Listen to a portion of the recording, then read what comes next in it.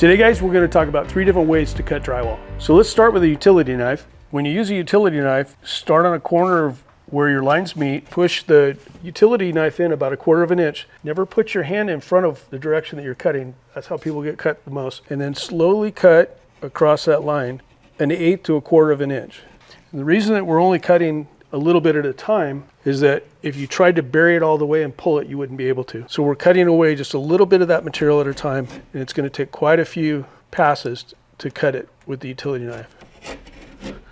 You'll know that you've gone through once the knife passes all the way through the drywall.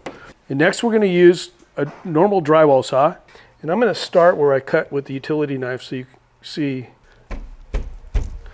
Now I'm pushing into a stud, so I know that I'm hitting something because it's not wanting to go in. So if I move over a little bit, notice how it goes on through the wall. So that's telling me now that behind this patch I'm going to have a stud right here. So we're going to use some techniques that's going to get us past that stud much easier than this normal drywall. This drywall saw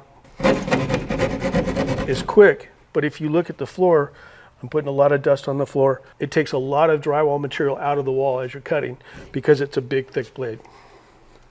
And finally, we're going to use my favorite, the multi-tool. I'm going to start the saw moving slow and push it into the drywall.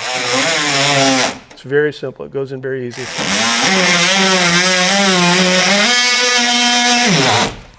So as you can see, this was very easy to cut, but it does still make quite a bit of dust.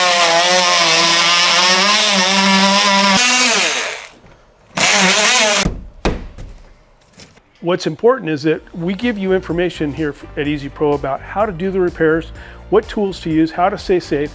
But always remember, at the end, Easy Pro Texture for your texturing and all of your texture product needs. Hey, click here to watch videos on our other products and other instructional videos and how to use them.